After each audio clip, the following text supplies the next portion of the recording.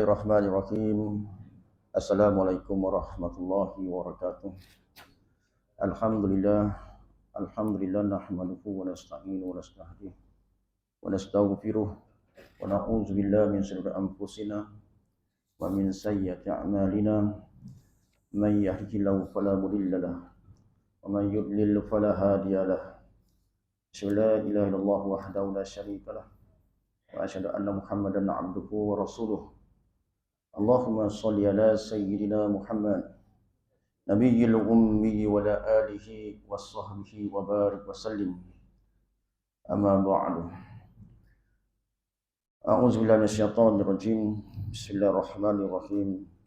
Alhamdulillahirabbil alamin. Wassalatu wassalamu ala sayyidina Muhammad wa ala alihi wa sahbihi ajmain. Na'udzu bikalimatillahi tammati min syarri ma khalaqa. Wa zara'a wa bara'a wa min syarri ma yanzilu minas sama' wa min syarri ma ya'ruju fiha wa min syarri al-laili wan nahar wa min syarri kulli tariqin ila tariqin yata'u bi khairin rahman. Rabbi shrah li sadri wa yassir li amri wa hlul 'uqdatam min lisani yafqahu qawli. Allahumma rzuqna ya rabbi fahman nabiyyin wa hibral mursalin wa ilhamal malaikatil muqarrabin fi afiyatina arhamar rahimin. Subhanaka la ilma lana illa ma 'allamtana innaka antal alimul hakim. Allahumma faqqihna fid din wa 'allimna ta'wil. La haula wa la quwwata illa billahil aliyyil azim. Wassallallahu ala sayyidina Muhammad wa ala alihi washabbihi wasallam. Walhamdulillahirabbil alamin. Yang saya muliakan seluruh barisan ahli jawatankuasa masjid Qaryah Batu 17 Cembung dan seluruh pegawai syarak, seterusnya seluruh asatizah, tutup guru, ibu-ibu, bapak-bapak dan anak-anak dan seluruh muslimin muslimat yang dikasihi sekalian. Alhamdulillah, kita bersyukur kita ketemu lagi dalam sesi kuliah untuk mensyarahkan kitab Waqiyatul Insan Minal Jin Wasyaitan, iaitu kitab perisai kebal dalam menangkis kejahatan jin dan syaitan. Jadi kita masih lagi berada dalam pasal yang pertama, iaitu membincangkan tentang dalil kewujudan makhluk jin adalah benar, bukan satu dongengan.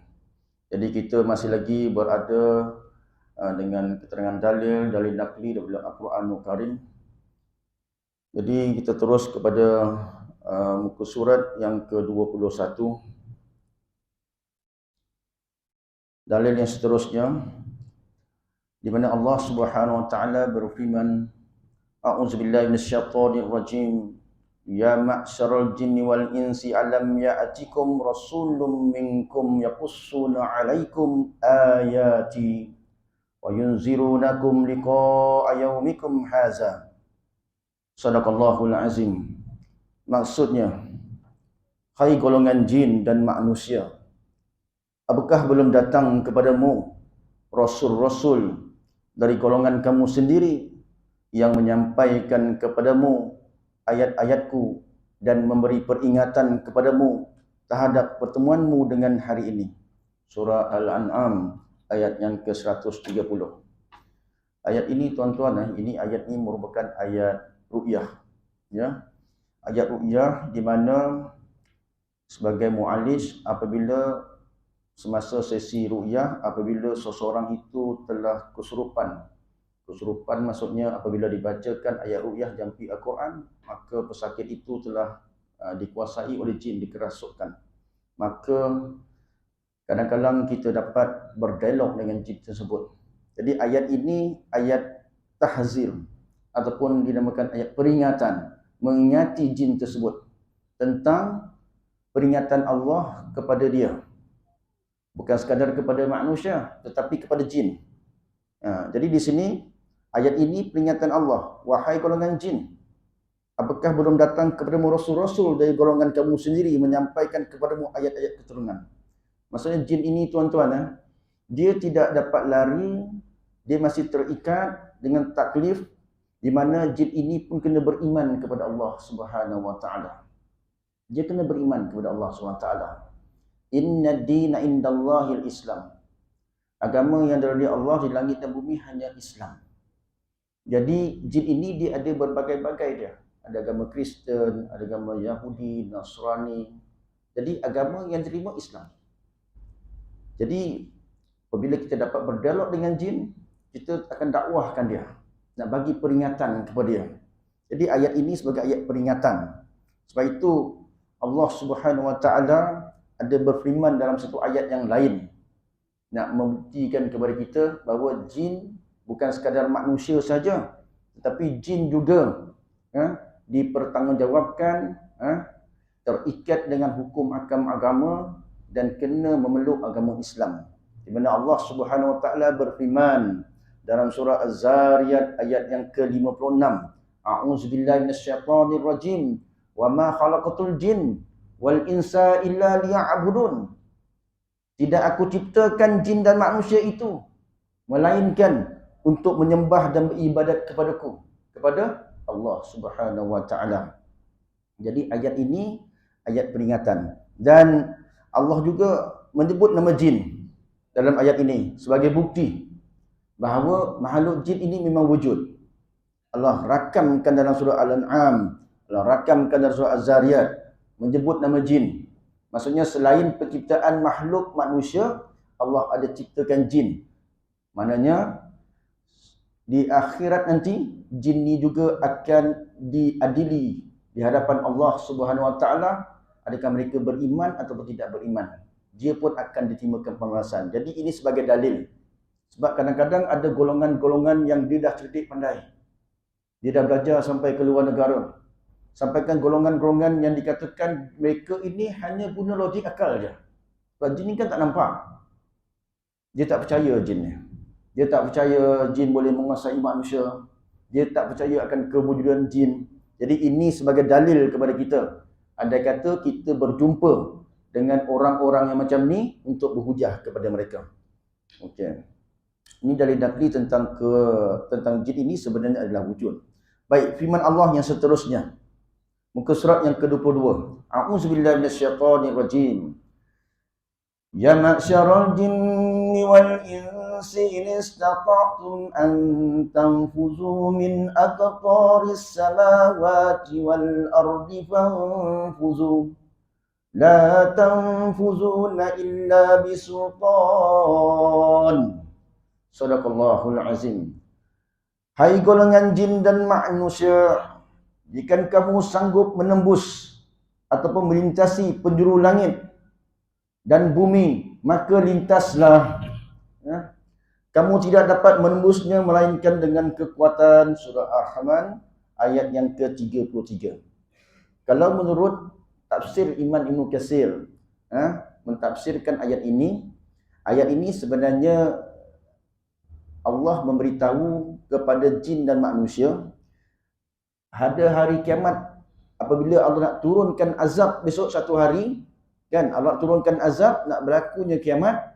Andai kata jin dan manusia ni nak lari daripada azab Allah, ni yang Allah kata, larilah, pergilah ke penjuru langit, sampai ke langit macam mana pun, nescaya tidak dapat lari daripada azab Allah Subhanahu Wa Taala. Daripada tafsir inilah. Dan ini juga ayat sebagai bukti jin itu wujud. Allah sebut nama jin, bukan kepada manusia saja. Jin ni pun akan diadili satu hari besok. Tapi tuan-tuan, ayat ini kenapa Syekh Wahid ambil ayat ini sebagai dalil? Sebab nak kaitkan ayat ini dengan satu ayat yang lain. Sebab di sini ada Allah sebut, wahai golongan jin dan manusia. Jin, jika kamu boleh sanggup menembusi penjuru langit. Allah sebut, adakah jin ini boleh tembus penjuru langit? Ada sebab Allah cerita ni. Sebab bukan cerita tu tanpa sebab, dia ada kait dengan ayat lain. Kita sekarang ni kita nak relatekan ayat ini dengan satu ayat yang lain. Bagaimana jin ini menjadi antara punca, kan? Punca besar, menjadi asbab kesesatan kepada manusia. Sekarang ni kita tengok satu ayat daripada surah jin. Daripada surah jin, nak ceritakan jin ini sebenarnya dulu memang dia boleh pergi ke langit. Sekarang ni Allah tanya, Allah macam buat satu sindiran lah. Kalau kau boleh pergi menembus penjuru langit, pergilah. Ini seperti satu sindiran. Sebab jin ini sebenarnya dia memang boleh pergi ke langit.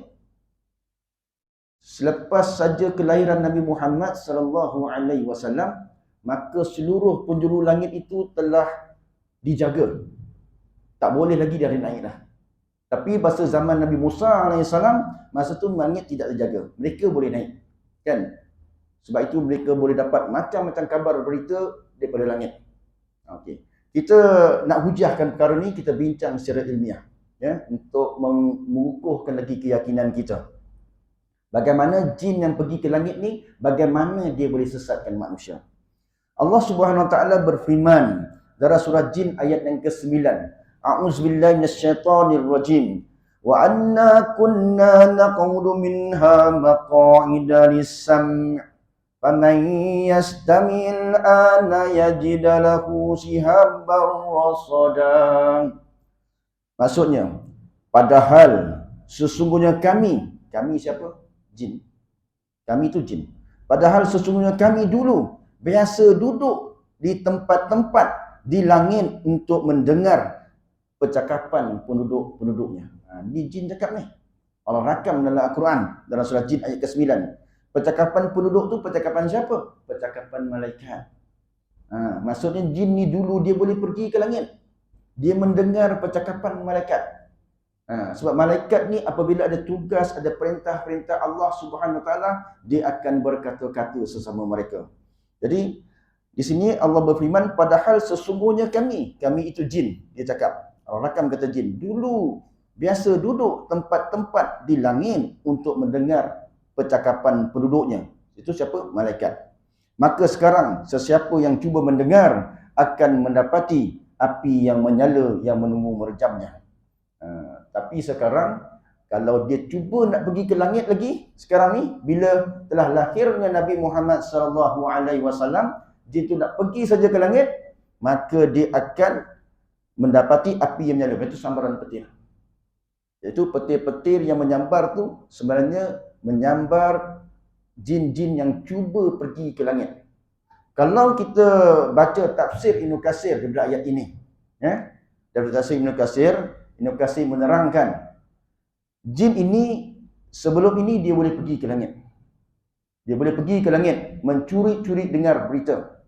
Sebab itu pada zaman Nabi Musa alaihissalam ramai tukang-tukang sihir. Pada masa itu Nabi Musa alaihissalam dia punya ujian dia dengan pada masa itu ramai tukang-tukang sihir. Sebab itu tukang-tukang sihir ni dia berdamping dengan jin. Jin yang mencuri berita langit, sebab itu diorang boleh dapat kabar-kabar berita. Sebab itu kalau kita baca sirah, siapa pembantu Firaun? Haman. Kan? Di mana Firaun ni bermimpi. Haman kata nanti akan lahir satu hamba Allah, dia kalangan daripada lelaki, budak lelaki, yang mana dia ini akan menentang kau wahai Firaun. Haman dah dapat tahu dah. Siapa yang cakap dengan dia ni? Yang cakap dengan dia jin lah. Jin berdamping dengan dia pada masa tu. Masa tu langit masih terbuka, dia boleh naik ke langit. Itu Firaun perintahkan semua anak lelaki yang lahir dibunuh. Tetapi Imam Ibn Katsir mengatakan apabila lahir saja Nabi Muhammad sallallahu alaihi wasallam, maka seluruh pintu-pintu langit telah tertutup. Dia mencuri-curi dengar, dia naik juga ke langit. Tetapi Imam Ibn Katsir kata ada sebahagian mereka itu yang dengan takdir Allah, dengan izin Allah, dia terlepas daripada panahan petir. Dapat dia kabar berita tersebut. Dapat kabar berita. Mana yang tak dapat naik? Tak dapat naik ke langit ni. Imam Ibn Katsir kata jin yang berada kat dunia ni, dia kadang-kadang dia melihat di langit tu bercahaya-bercahaya. Selalunya mereka menjangkakan kalau masa orang jahiliyah, masa penduduk Taif zaman jahiliyah, dia mengatakan bila nampak cahaya-cahaya di langit seperti meteor, serpihan tahi bintang jatuh. Mereka mengatakan kemungkinan ada orang besar nak lahir ataupun ada orang besar nak meninggal. Kepercayaan mereka lah pada masa tu. Jin pun sama. Kata Imam Ibn Katsir, dia lihat satu cahaya, ni mungkin ada sesuatu. Dia nak naik ke langit tak boleh, kata Imam Ibn Katsir. Dia berjumpalah dengan iblis. berjumpa dengan iblis. Dia kata, wahai iblis, dia kata, sekarang ni kami dah tak boleh naik ke langit. Sekarang ni iblis kata macam ni. Dia kata, kemungkinan ada sesuatu yang berlaku kat dunia. Jadi iblis memerintahkan kepada jin, dia punya koncu-koncu ni, pergi ke setiap penjuru dunia. Pergilah ke setiap penjuru, ambillah setiap penjuru ni segenggam tanah. Ambil tanah dan bagi kat dia. Jadi iblis ambil genggam tanah, diciumnya tanah tersebut, dia mengatakan, ya, sebenarnya ada sesuatu yang telah berlaku sampai kepada dunia. Pada masa itulah iblis memilih daripada 7 jin, iaitu daripada bangsa Nasibin yang kita belajar sebelum ni. Jin. 7 jin daripada bangsa Nasibin untuk pergi siasat. Apakah yang turun ke dunia ni? Apakah yang turun ke langit dunia? Jadi pada masa itulah jin daripada bangsa Nasibin ini pergi, akhirnya berjumpalah dengan Rasulullah sallallahu alaihi wasallam di satu tempat, iaitu di Naklah. Di Naklah. Jadi sebut Naklah ni saya nak betulkan balik fakta saya pada kuliah saya yang lepas, yang pada 19 Februari. Saya sebut Naklah ini di satu kawasan di Algeria. Sebenarnya fakta tu salah. Saya keliru sebab di Algeria pun ada Naklah juga. Di Naklah di Algeria tu, Naklah di Al-Out Algeria. Di Al-Out Algeria. Kalau nak ikutkan Mekah dengan nak pergi ke Algeria, dia terpaksa rentas Laut Merah. Sangat jauh. Jadi Naklah yang dimaksudkan di sini iaitu Wadi Naklah. Wadi Naklah iaitu dia jaraknya antara, kalau daripada Mekah nak pergi ke Wadi Naklah ni lebih kurang 60 km. Dia antara Taif dengan Mekah. Taif dengan Mekah. Jadi dia punya peristiwa dia sebenarnya, peristiwa ni ada kaitan yang sebelum kita belajar. Apabila Isra Mi'raj, ia tahun kesedihan. 2 tahun sebelum kenabian. 2 tahun sebelum Nabi berhijrah ke Madinah. Jadi Nabi kehilangan bapa saudaranya, pamannya, iaitu Abu Talib, dan juga isteri yang tersayang, Sayyidah Khadijah. Maka Nabi pergi ke Taif dengan hasrat mudah-mudahan dakwah baginda sampai. Tetapi akhirnya rupanya tidak seperti apa yang dijangkakan.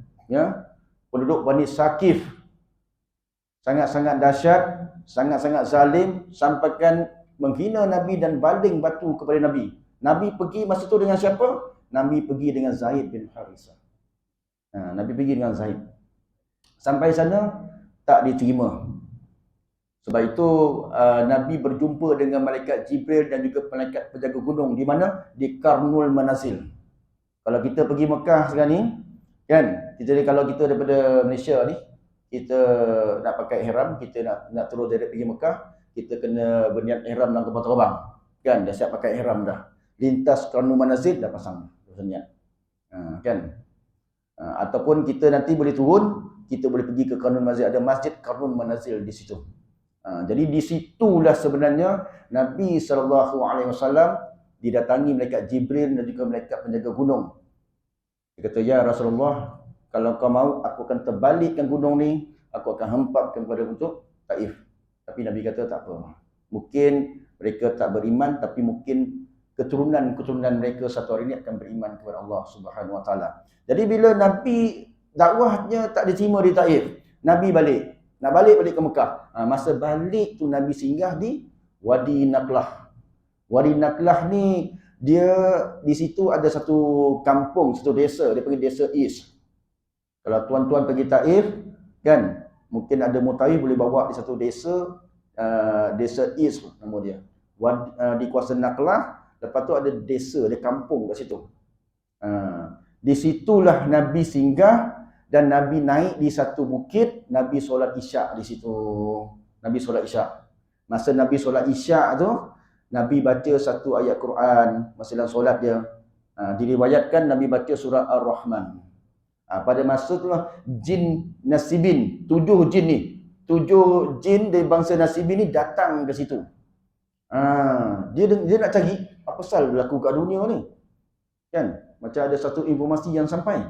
Rupanya di situ Nabi baca turun wahyu. Jadi jin Nasibin ni dengar ayat Quran yang Nabi baca. Maka masa tu Nabi tak tahu jin ni sampai. Sampailah Allah turunkan satu wahyu, turun dari surah Al-Ahqaf ayat yang ke-29. Wa israfna ilaika nafaram minal jinni yastami'una al-Qur'an. Falamma hadaru qalu ansitu. Dan ingatlah kami hadapkan seorang jin kepadamu. Siapa? Nabi Muhammad sallallahu alaihi wasallam, dipendengarkan Al-Quran, maka berkatalah mereka sebahagian ni kepada yang lain, diamlah, aku nak dengar Muhammad sallallahu alaihi wasallam baca Al-Quran. Pada situlah ada sebahagiannya dapat hidayah Allah Subhanahu wa taala, dan dari situlah mereka menjemput. Kemudian selepas itu mereka menjemput Nabi pergi ke satu sempadan Iraq untuk berdakwah yang kita ceritakan sebelum ni. Kan? Daripada jin Nasibin ni, dia dengar tu, dia jemput Nabi. Lepas tu Nabi dia dengan Abdullah bin Mas'ud pergi ke sempadan Iraq yang kita sebelum ni. Jadi kesan tapak sejarah di situ, maka Abdullah bin Mas'ud dia bina satu masjid di Bandar Is tu, itu Masjid Naklah nama dia. Kalau tuan-tuan ada masa, pergilah situ, ada masjid. Ada setengahnya mengatakan itu masjid jin. Sebab ada pertemuan di situ. Tapi sebenarnya bukan di masjid tu. Kalau masjid tu kat sini, Nabi naik bukit tu kat belakang masjid tu. Nabi di situ, jin tu jumpa Nabi di atas bukit tu. Jadi nak ceritakan di sini, jin tadi curi berita langit tak boleh. Akhirnya jumpa Nabi di Wadi Naklah. Dan kita nak buktikan bahawa jin ini dia pergi naik ke langit. Tujuan dia apa? Nak dengar perbualan malaikat. Bila dia dengar perbualan malaikat, apa yang malaikat katakan, apa yang diperintahkan oleh Allah Subhanahu wa taala kepada malaikat, dia dapat informasi itu, dia turun balik ke dunia. Ini bukan kata-kata saya, tapi ini dalil daripada Allah Subhanahu wa taala nak buktikan bahawa ada jin pergi ke langit. Bila kita sebut jin pergi ke langit, dah tentulah jin yang jenis berterbangan. Kita dah cerita sebelum tu, jin ada 3 jenis. Al-jinnu salasatun asnafin, wa sanafun yatiru bil hawa'i, wa sanafun hayatun wa kilabun, wa sanafun yakhilluna wa yas'anun. Hadis Al-Hakim, Tabrani dan Imam Ahmad. Jin itu ada 3 jenis, Nabi kata. Yang jenis berterbangan di udara, yang jenis menyerupai bentuk binatang seperti ular dan anjing. Berterbangan di udara ni ya pergi ke langit. Sebab tu Allah bin Mas'ud masa dia duduk dekat sempadan Iraq tu, masa dia pergi dengan Nabi tu, dia nampak seperti jin turun-turun dan kunang-kunang, dia kata, daripada langit. Jin ini yang pergi ke langit. Setengah ulama berpandangan jin ini dia sangat kuat. Dia tak makan, tak minum. Saya pernah ada satu pengalaman satu kali. Saya merawat di satu kawasan di Kuala Lumpur lah. Kan? Satu budak-budak perempuan. Yang peliknya, bapa dia kata anak dia dah berbulan-bulan tak makan. Dah bulan-bulan tak minum. Tak makan, tak minum. Doktor pun pelik. Tapi dia boleh bunda mandi. Badan dah kurus dah. Bila kita baca ruqyah memang terkesan. Tetapi nak mengeluarkan, nak menghalau jin itu di tubuh dia bukan senang. Kita kena baca, berdoa pada Allah, berulang-ulang ruqyah dia, mandikan dia. Adalah kaedah-kaedah dia. Tetapi gangguan sangat kuat.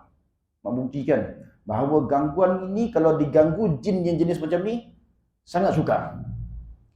Istiqomah pula kita sebagai perawat nak rawat dia. Dan selalunya dia punya gangguan dia pun agak kuat sikit.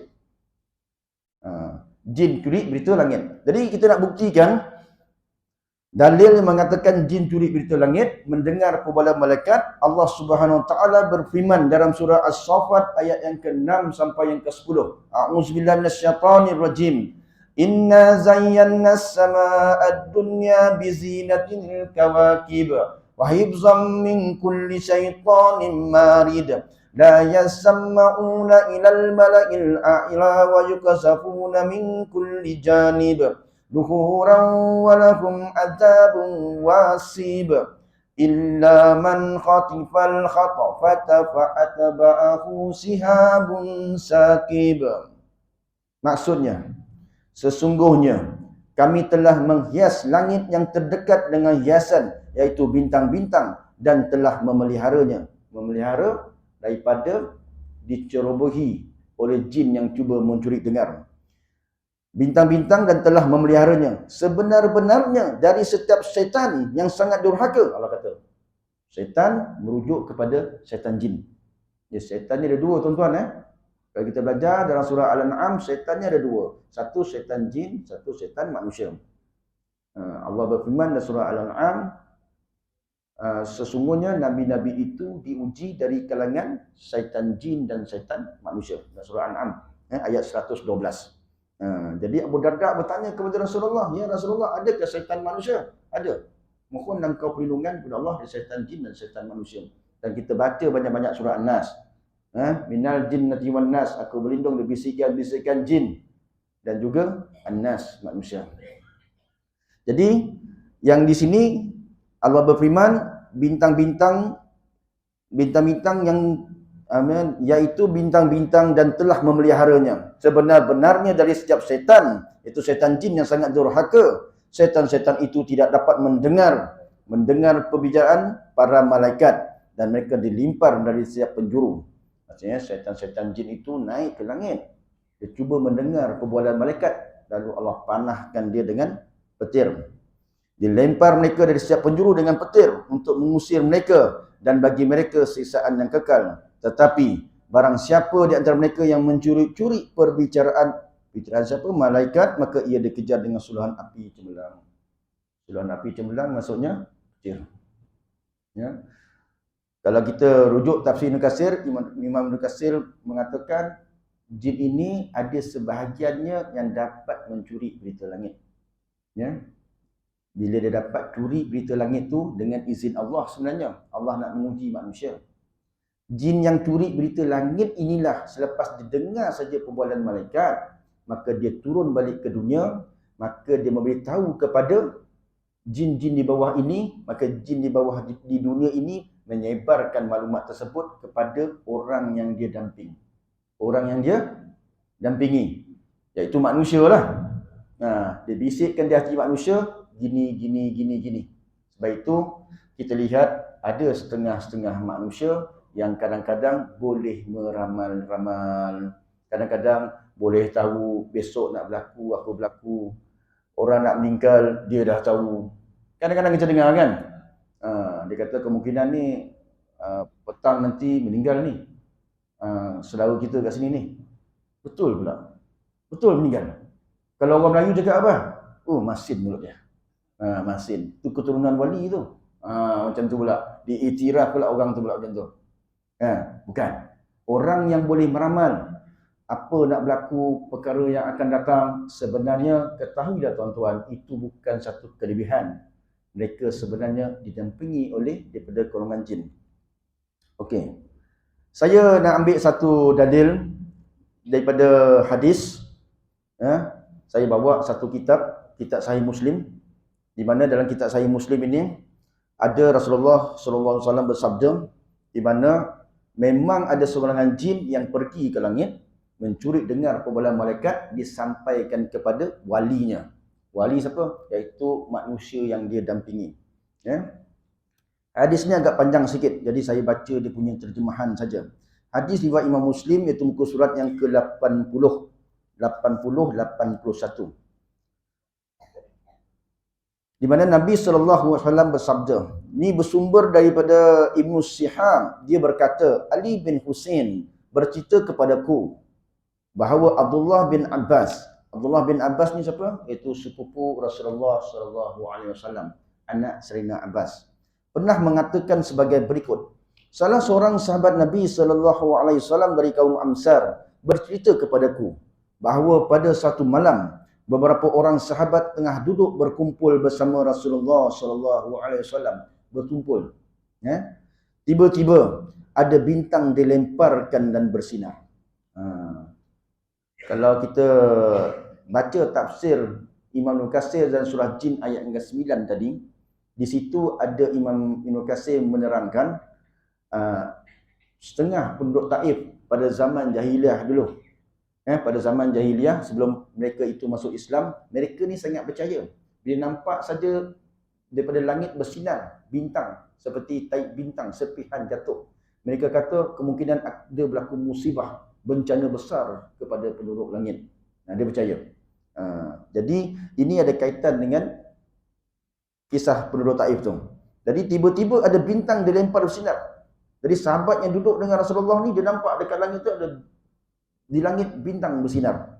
Tiba-tiba jatuh ke bumi. Dia nampak macam tu cahaya.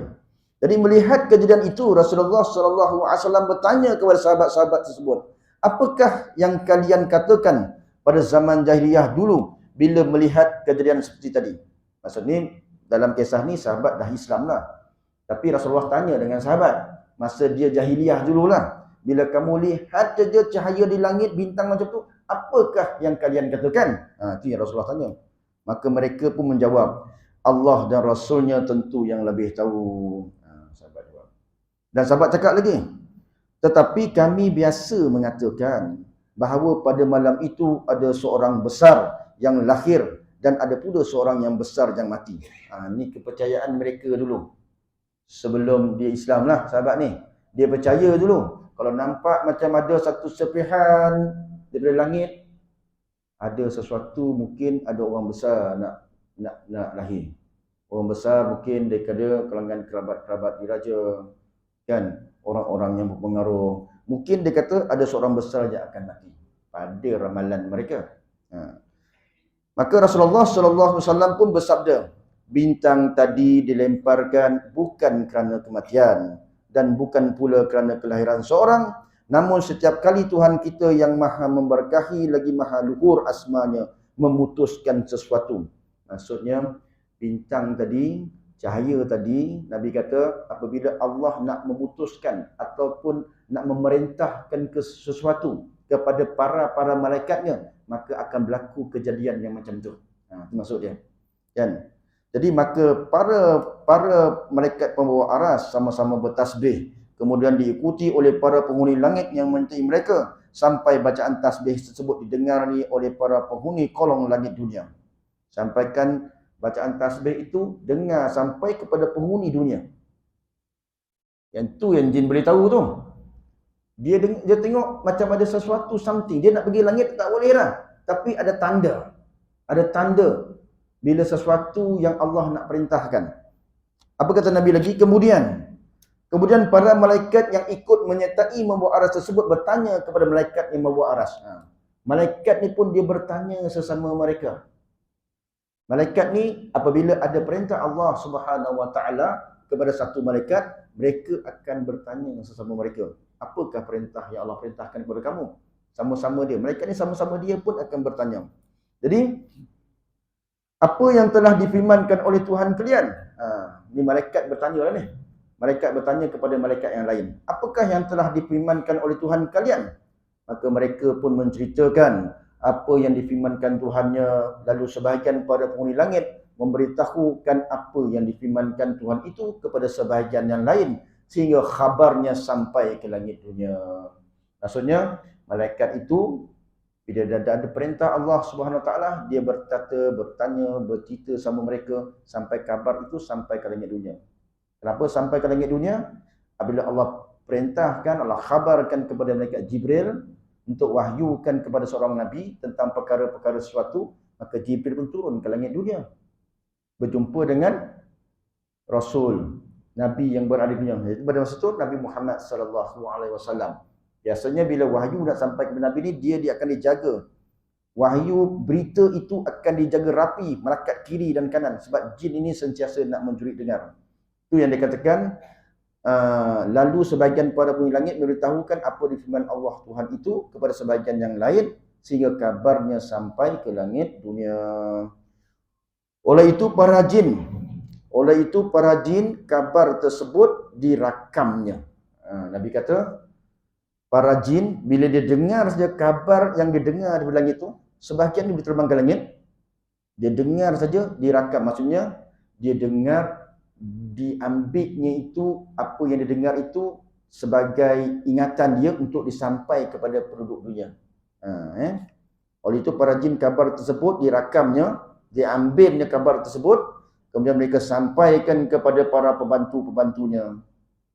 Jin tu bila dia dengar saja apa yang dia perkatakan malaikat tadi, dia sampaikan ke pembantunya. Kan? Jin yang berada di langit, yang berada di bumi, Kat bumi ni ada banyak jin juga yang akan diperintahkan iblis ni berdamping dengan manusia. Jadi jin yang curi bintang langit tadi sampai turun ke bumi, beritahu kepada kawan-kawan dia untuk sebarkan. Untuk sebarkan, mereka pun menangkapnya. Jadi apa yang mereka terangkan itu memang benar, Nabi kata. Memang benar. Tetapi mereka sudah mencampuri khabar tersebut dengan kedustaan dan menambah-nambahnya. Jadi jin itu walaupun yang didengar daripada malaikat itu betul, tetapi dia akan menambah-nambah, menokok-nokok tambah. Biasanya kalau tuan-tuan tengok tok rumah kan, orang yang pandai ramal-ramalnya, dalam 10 perkara yang ramal tu, satu betul. Orang Melayu ni biasa tuan-tuan, bila satu dah betul, dia memang akan ulang lah orang tu. Percaya betul saja. Dia memang percaya lah tu. Oh, orang tu memang anda. Betul lah. Semalam Eden duit dan hilang, dia toko betul tau. Tu memang anda tu. Sekali dia dah percaya, yang lain-lain tu pun walaupun tak betul dia percaya juga. Tu memang orang Melayu. Jadi nak cerita di sini tuan, orang yang boleh meramal, yang mengetahui akan perkara gaib ini bukan satu kelebihan. Ya. Satu masalah sebenarnya. Dan sebenarnya mempercayai orang yang mengetahui akan perkara gaib ini yang boleh meramal-ramal boleh pergi kepada kekufuran. Yang pertama tuan-tuan, percaya kepada orang yang boleh meramal musibah pertama, duit kita, harta kita memang habis. Saya pernah satu ketika, ingat dalam 5-6 tahun lepas kan, bukan, baru lagi saya ingat. Masa tu saya masih imam di masjid ni. Saya baru lagi jadi imam di sini. Jadi ada satu makcik telefon saya. Dia kata, Ustaz, dia kata, rumah saya ni ada gangguan. Minta tolong datang. Tapi saya kata, tak boleh datang makcik. Sebab saya bertugas imam, tak ada berganti. Kita buat minggu depan lah. Dia tak sabar. Saya kata, carilah mana-mana perawat yang boleh bantu.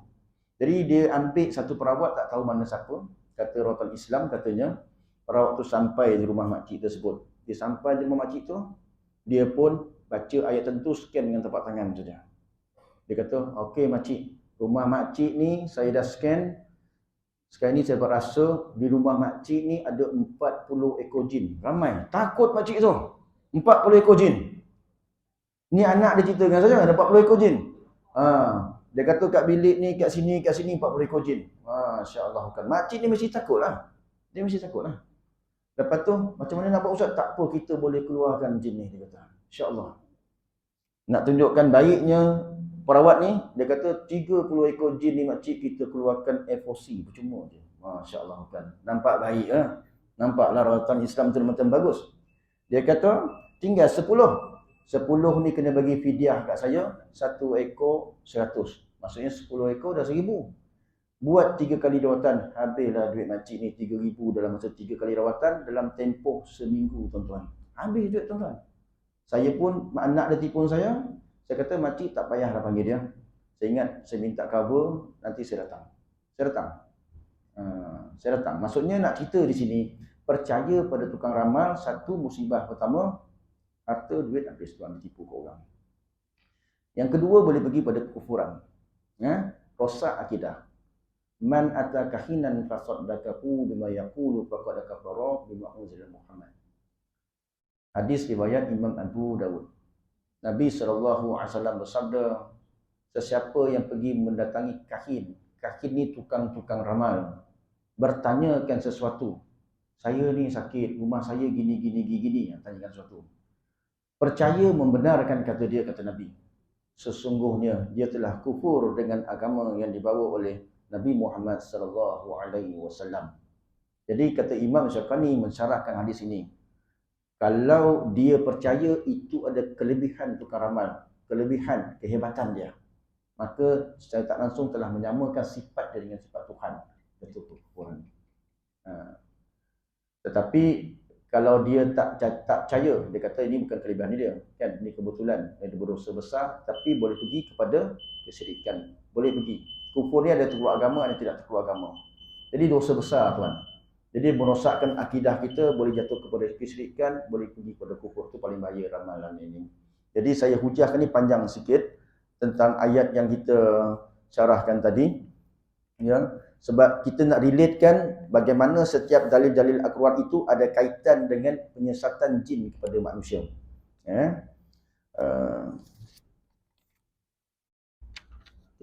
Masa pun dah tinggal sikit. Saya ambil sikit lagi.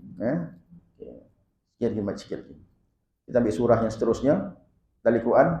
Ini pun ada kaitan juga. A'udzubillahi minasyaitonirrajim. Qul uhiya ilayya annahu istama'a nafarun minal jinni faqalu inna sami'na Qur'anan 'ajaban. Sadaqallahul azim. Maksudnya katakanlah wahai Muhammad, telah diwahyukan kepadamu bahawa sekumpulan jin telah mendengar Al-Quran, lalu mereka berkata, sesungguhnya kami telah mendengarkan Al-Quran itu yang menakjubkan. Surah Jin ayat pertama. Jadi ayat ini juga membuktikan kewujudan jin, dan ayat ini juga ada kaitan juga di mana jin berjumpa dengan Nabi SAW di Pasar Ukas. Masa Nabi baca ke ayat ni, jumpa Nabi di Pasar Ukas. Pasar Ukas di Taif, masa Nabi solat subuh. Masa ni dia dengar Nabi baca ayat Quran ni di Pasar Ukas di Taif.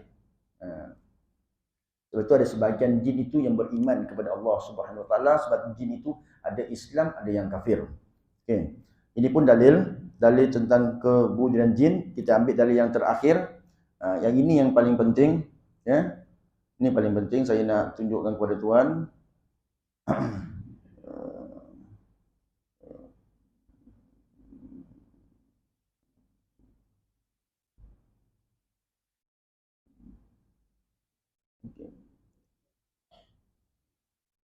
Okey, yang ini dari terakhir ni, kita sampai di sini kot. Kita baca yang dari terakhir ni.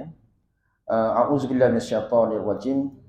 Wa annahu kana rijalun minal insi ya'uzuna birijalin minal jinni fazaduhum rahaqa.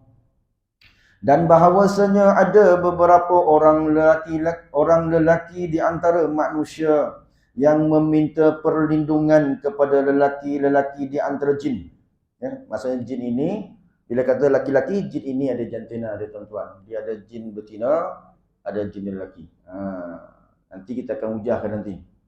Jin ni kalau masuk dalam manusia, kalau dalam badan lelaki ni biasanya jin betina masuk. Kalau jin betina masuk dalam badan dia, biasa lelaki tu akan jadi macam tak lelaki. Pernah tak tuan tengok tak? Dia lelaki tapi dia tak macam lelaki. Something wrong kita tengok. Dia macam sikit. Something wrong. Itu kena check orang tu. Dia macam-macam sikit. Tapi kalau jin tu masuk pula dalam perempuan pula, dia macam lelaki pula. Sebab ada pengaruh dalaman.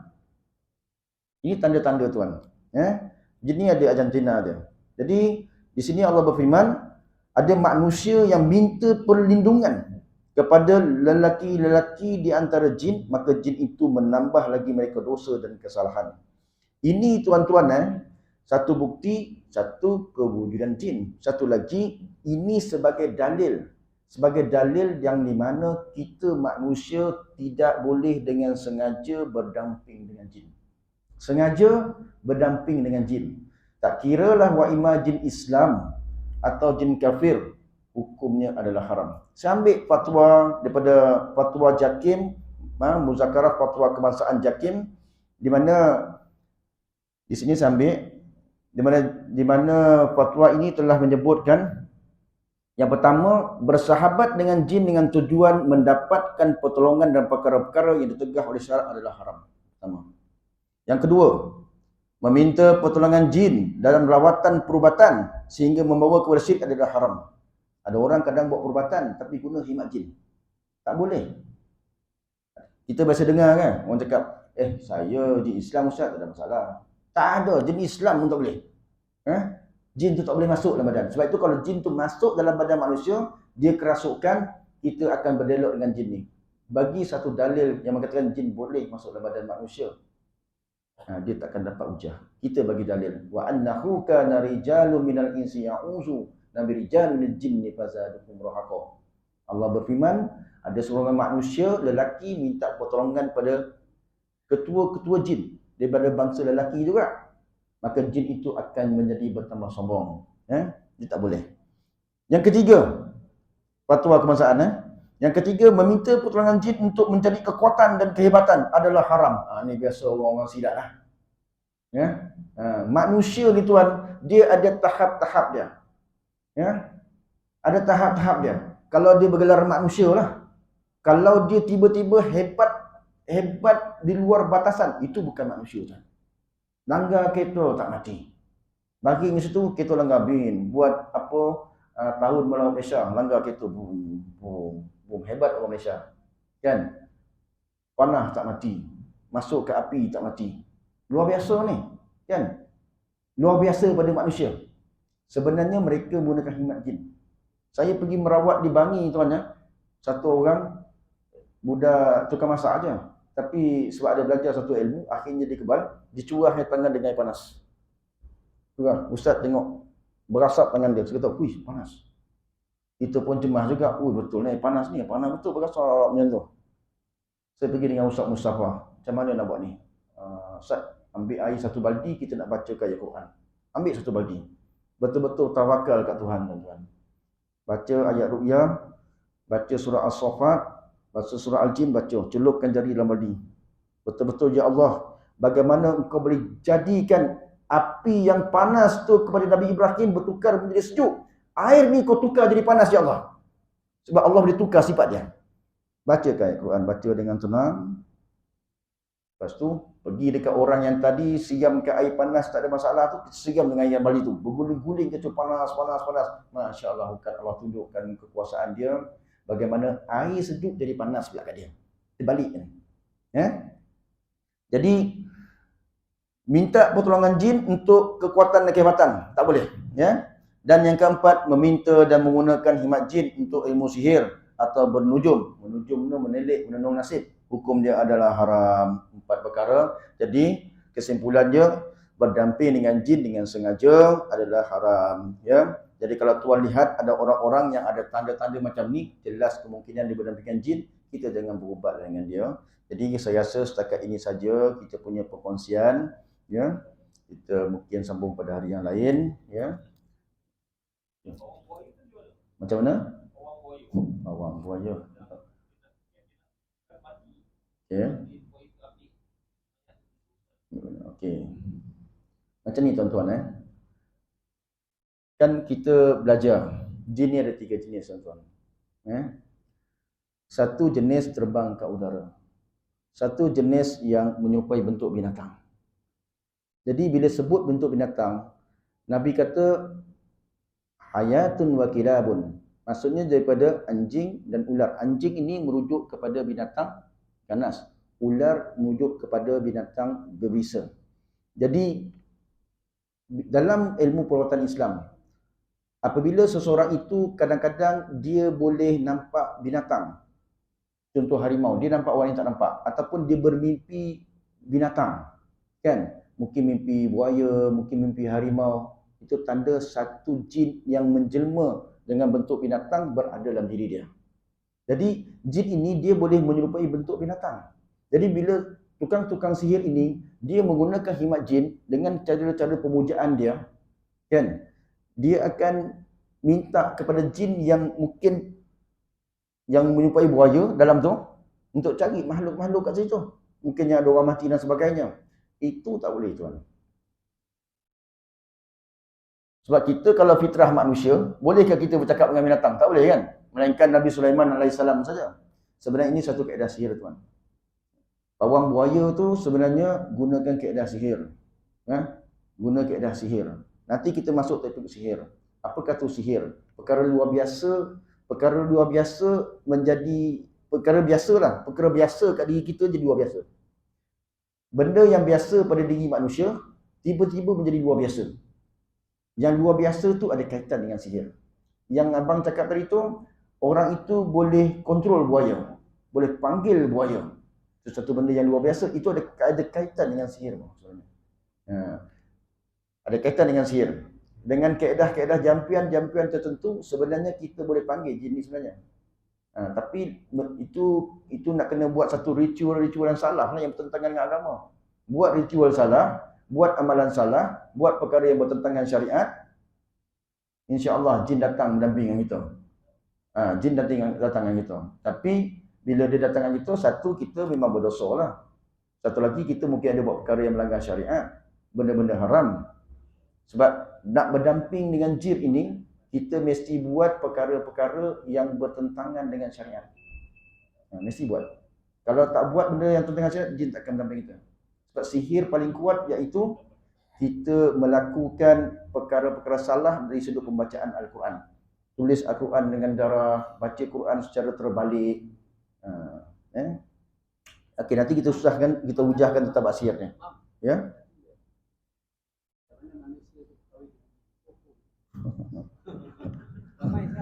Ya, tu nak hujah tu panjang tadi.